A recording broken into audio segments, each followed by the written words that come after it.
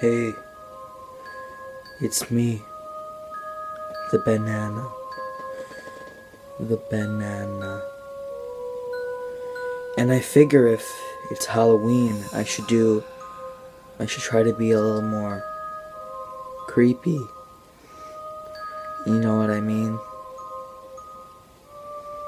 Anyway, guys, today we will be reviewing a classic horror movie from 1962. Or is it 63? Let me just check my notes. It's 1962. We will be reviewing a 1962 B movie from 1962. B movie that is also a horror movie called Carnival of Souls. Okay, I can't do this. Oh my god. Okay, anyway, yeah, we're gonna be reviewing Carnival of Souls. I got my notes right in its hand. Yeah, I'm gonna let you guys know. I have the script. I'm not perfect. I can't just say this off my head. I used to, and were my videos that good back then? It came with the wires, and it came with a controller, and guess what? It came with a freaking 32X with Doom inside of it. Awesome, $10. I'll buy that all day, any day, all... No. Well, anyway, let's just jump right into this. Yes, Carnival of Souls, the 1962 B-movie horror classic. Let's get right into this. Now, this movie was a very big surprise to me. So, I picked this 50 Horror Classics DVD pack from Cash America, right? And I picked it up because aside from a few classics like Nosferatu and Phantom of the Opera, it was mostly all crap.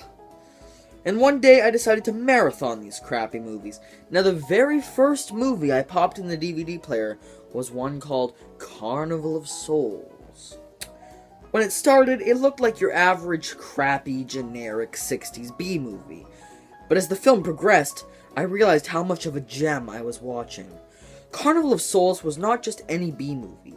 It was a B movie that somehow, inexplicably, possessed many A movie qualities. The story follows a young woman from Kansas who somehow survives a fatal drag race accident, then agrees to take a job as an organist, or organist, I don't know, the people who play the organs, for Salt Lake City Church. While on her way, she is haunted by a strange apparition that follows her throughout the film and just kind of creeps everyone out. So, as I was saying earlier, yes, this movie has an extremely low budget. It is a B movie, but this film still manages to blow me away despite that. And how does it do it, you ask? Well, let's just say it's very heavy on atmosphere. The atmosphere in this film is just amazing. Had this been a high-budget film, I don't think it would have worked as well as it did with the low budget. Although the actors aren't well known at all, the performances are still surprisingly top-notch performances. Candace Hillyjoss, I don't know, does a fantastic job as playing the film's protagonist, Mary Henry, and Herc Harvey, who also directed the film, does a very unsettling performance as the film's creepy dude. One of the things that works really well in this film is the coincidence that Mary Henry just happens to play the organ. She just happens to play the creepiest instrument of all time in one of the creepiest movies of all time.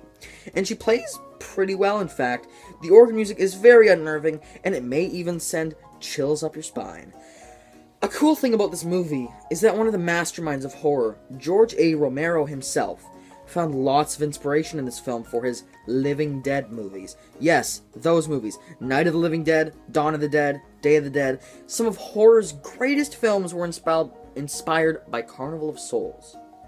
Still not convinced to watch this film? Well, I guess we'll just have to talk a little more. Carnival of Souls was the 63rd film to be inducted into the Criterion Collection, which means it was one of the first 100 films to be released into the Criterion Collection. If you don't know what the Criterion Collection is, it's a continuing series of important classic and contemporary films on home video. They release DVDs. They're dedicated to releasing only the best of the best films from all around the world. Only the best of the best movies they release on DVDs and Blu-ray, So that's what it is. and they roughly have 850 films out now. And I've been watching these Criterion films for the last few weeks, and they've really opened my eyes up to movies around the world that aren't American. But anyway, yeah, Carnival of Souls was the 63rd film out of 850 to be released by Criterion. If that doesn't say anything, I don't know what will. In conclusion, Carnival of Souls is a B-movie gem I rarely hear people talking about, with superb acting, a haunting atmosphere, and a fantastic narrative. If you want to check out some underappreciated classic horror cinema, definitely give Carnival of Souls a try. Well guys, this has been me. This has been your best friend in the world. Name the banana. Your best friend in the world. Name the banana. And, hope you have a fantastic night tonight. I hope you have some great dreams. And happy Halloween, my friends.